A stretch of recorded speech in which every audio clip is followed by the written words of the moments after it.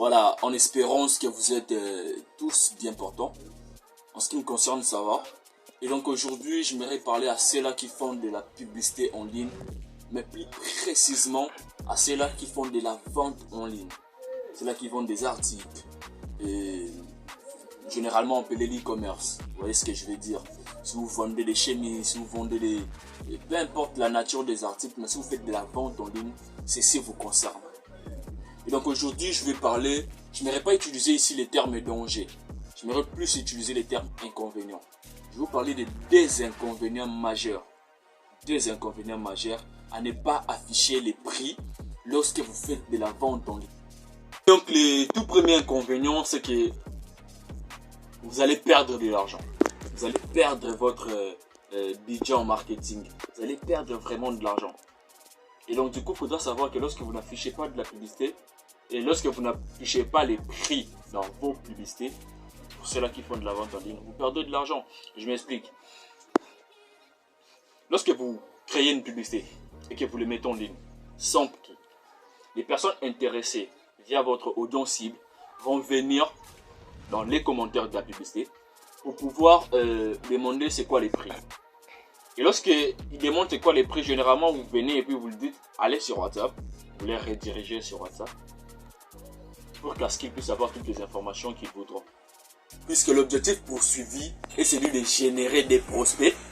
Lorsque la personne clique sur le bouton WhatsApp, il est directement redirigé sur WhatsApp pour pouvoir discuter avec vous. Et cela vous fait perdre de l'argent. Toute cette procédure-là vous fait perdre de l'argent. Puisque à chaque fois que la personne commente, vous demandez le prix, et que vous ensuite vous revenez pour lui dire allez sur WhatsApp, et qu'il clique sur le bouton WhatsApp pour aller sur WhatsApp. Tout cela est comptabilisé chez Facebook. Facebook s'assure de facturer toutes ces interactions, que ce soit son commentaire, que ce soit votre réponse, que ce soit la redirection sur WhatsApp. Facebook s'assure de facturer tout ça, puisque c'est leur business, puisque c'est comme ça que marche l'algorithme de Facebook. Alors, qu'est-ce qui se passe? Les taux de conversion chez Facebook va augmenter. Donc Facebook estime que la publicité est très performante puisqu'il y a des personnes qui ont cliqué beaucoup sur WhatsApp. Et donc du coup, puisque l'objectif de la publicité est celui que la personne puisse commander, mais les canaux de vente utilisés est WhatsApp, Facebook estime que la personne a été convertie. Et donc du coup, le taux de conversion augmente alors que la vente proprement dite en soi n'a pas eu lieu. Alors que la vente proprement dite en soi n'a pas été effective.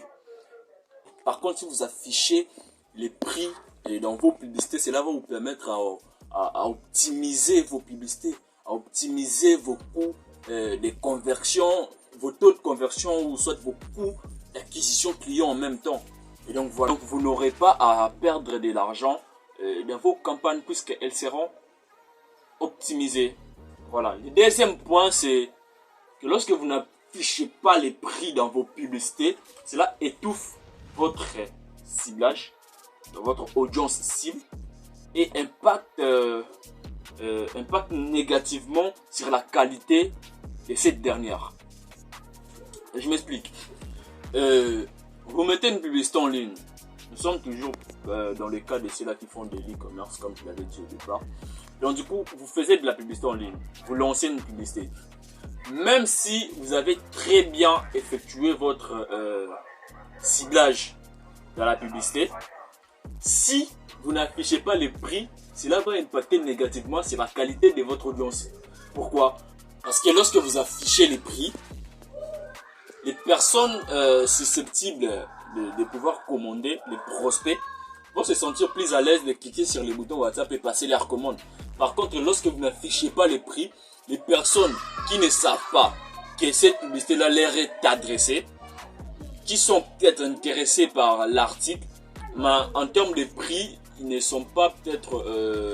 c'est un prix au-dessus par rapport à leur portefeuille, ne le sauront pas. Et donc du coup, ils viendront pour demander les prix dans les commentaires. Et Facebook, qu'est-ce qu'il fait lui dans ces cas-là? Il facture toutes ces interactions. Il facture, comme je l'ai dit au départ dans les premiers points. Et donc cela étouffe votre ciblage.